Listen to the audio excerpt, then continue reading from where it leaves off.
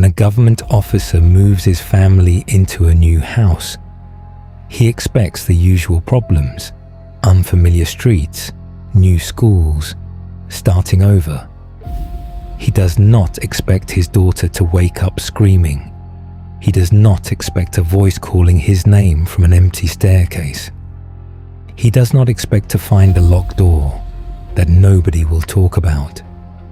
And he does not expect what is hidden behind it. David moved his family into the house on a Monday. By Saturday, they were running. Welcome to the unseen hour.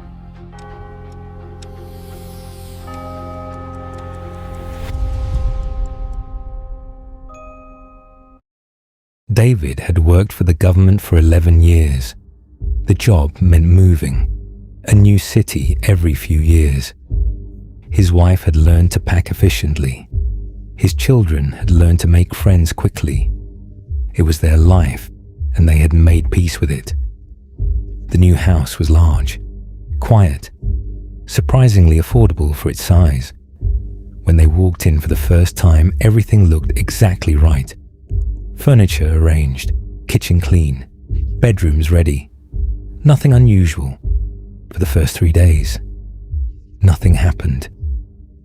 Then, on the fourth night, David's daughter woke the entire house with a scream that brought him out of bed before he was fully conscious. He found her sitting upright in bed, shaking. "Someone pulled my blanket," she said. The blanket was on the floor. He checked under the bed, the cupboard, the bathroom. Nothing. He convinced her it was a nightmare and went back to bed. The following morning, his son told him the same thing had happened to him. Same night, same time. Someone had pulled his blanket, and when he opened his eyes, he had seen a dark shadow standing beside his bed. David and his wife told each other what parents always tell each other in new houses: strange sounds, unfamiliar shadows. The children are adjusting. They almost believed it. Until the night David heard footsteps in the hallway, slow, deliberate, stopping outside their bedroom door. 3 soft knocks. He opened the door. The hallway was empty. Then from downstairs, his daughter's voice. "Papa." David walked toward the staircase. His wife grabbed his arm from behind. He turned. She pointed toward their daughter's room. Sarah was asleep in her bed. The voice came again from downstairs. "Papa." But now it was not asking for help. It was laughing. David did not go downstairs that night. At sunrise, he checked every room, every door, every window. The house was sealed from inside. Nobody had entered. He called the landlord. He asked about the history of the house. The landlord went quiet in a way that told David everything before he said a single word. The previous tenant left suddenly. The landlord finally said. How suddenly? He left most of his things behind. Why? The landlord didn't answer. Instead, he offered to find them another house. David noticed that the landlord was not surprised. He was afraid. That evening, David found something he hadn't noticed before. A small door at the end of the upstairs hallway. Locked. He called the landlord. "Storage," the landlord said. "Old things. Leave it alone." David hung up. That night at 2:13 a.m., he heard a sound from the storage room. 3 slow knocks from behind the locked door. Then his son's voice. "Papa, open the door." His son was asleep downstairs. David ran down. His son was beside his mother, breathing, eyes closed. David looked back toward the staircase. His daughter was awake, staring at the hallway. "Someone is standing there," she whispered. David switched on every light. Nothing. But when he went upstairs, the locked storage door was open, just a few inches. He pushed it slowly. Old furniture, broken boxes, dust on every surface. Then his flashlight found something in the corner. A small wooden horse, a child's toy, with a name carved into it. Aaron. David picked it up. Then he saw the photographs beside it. 3 photographs, the house, a family outside, and in the third, the same hallway his children slept beside, with a tall, dark shadow standing behind the family, behind them, watching, just as it had watched his own family. David dropped the photograph. The storage door slowly swung shut behind him. Click. He was locked inside. His wife found him 20 minutes later and opened the door from outside. David showed her the photographs. On the back of the third photograph was a date, October 17th, 2008, and underneath it, a handwritten note. They stayed for 6 days. David called the landlord again. This time he did not ask questions. He demanded answers. The landlord took a long time to speak. The family who lived here before you had 2 children, he said finally. What happened to them? They disappeared. When? On the 6th night. David looked at his wife. Did they ever find them? No. David told his wife to take the children to the car. He grabbed only what was essential. But when he opened the front door, the car keys disappeared from his hand. He looked down.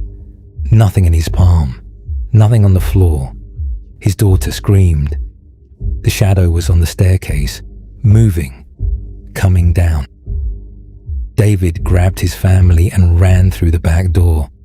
At the car, he searched every pocket. No keys. His son pointed back at the house. The front door was open. Inside the dark hallway, the keys were hanging from the lock. David ran back in, grabbed them. The door slammed shut behind him. Silence. Then from upstairs, a child's voice. Don't leave us.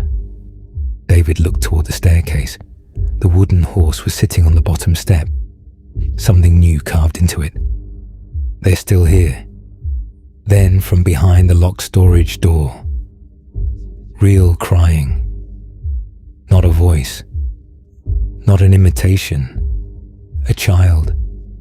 Crying. Please, don't let them leave us here again. David unlocked the storage door. The room was empty, but on the wooden floor, his flashlight found something he had missed before. 2 small sets of footprints in the dust, beginning at the back wall, ending directly in front of him. He followed them. Behind an old cupboard, a loose wooden panel. He pulled it away. A narrow hidden space, 2 small blankets, old toys, a box of photographs, and inside the box, something that explained everything. The children had never disappeared from the house. Their father had hidden them in this room. He was involved in a serious crime and was afraid they would tell someone what they had seen. He intended to return for them. He never did. The children were never found. David's wife covered her mouth. They were here all this time. The lights went out. When they came back on, 2 small figures were standing at the doorway. Old clothes, pale faces. They did not move toward the family. They simply pointed toward the front door. David understood. He took his family and ran. This time the car started. He drove directly to the police station, handed over the photographs, explained everything. Police returned to the house that night. Behind the wooden panel in the hidden space, they found what remained of 2 children. The case was reopened. The landlord questioned. The previous owner investigated. The people responsible were arrested. The house was permanently sealed. David's family never returned, but months later, his daughter found something in her bedroom. The wooden horse, sitting neatly beside her bed. David had thrown it away the night they left. Beneath it, someone had carved a new sentence. Thank you for letting us out." David stared at it for a long time. Then from somewhere in the house that was now miles behind them, they heard two children laughing. Not in fear, not in pain, just laughing. The way children laugh when they are finally free. That was The Unseen Hour, a story about a house that kept a secret for 15 years, and the family who could not leave until they found it. Some houses are not haunted by what wants to harm you. They are haunted by what needs you to listen. Subscribe to The Unseen Hour. A new story is coming very soon. And remember, sometimes the voices in the dark are not there to frighten you. They are there because nobody else would listen. Good night.